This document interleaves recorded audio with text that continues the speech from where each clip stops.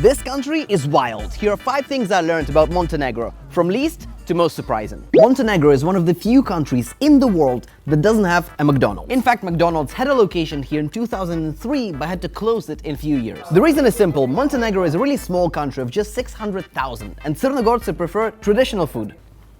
I mean, it's a million times better than McDonald's. Fast food is popular with the tourists, but it's very seasonal, so it doesn't generate enough demand in the summer. We have a Burger King now. Montenegro just became the tallest nation in the world, overtaking the Dutch by half a centimeter. Unfortunately. Latest studies show that an average 18-year-old in Montenegro is 182.9 centimeters tall. This is a combination of Dinaric Alps genetics and a traditional diet high in meat, dairy and vegetables. What do you guys eat? 1 lamb per day. Lamp.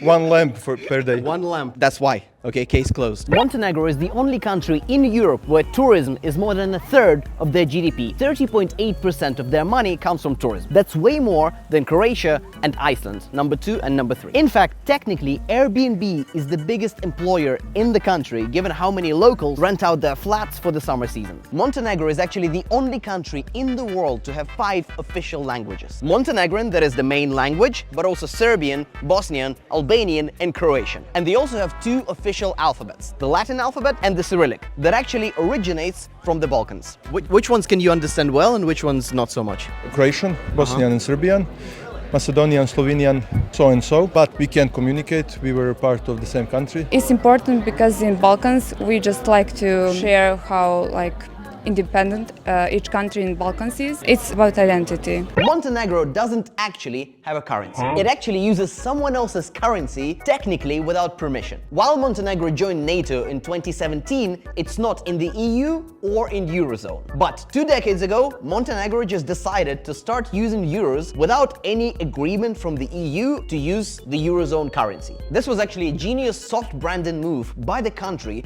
to gain legitimacy, credibility, and attract foreign investment. But on the flip side, they can't print euros or change monetary policy, so they're kind of at the mercy of the European Central Bank.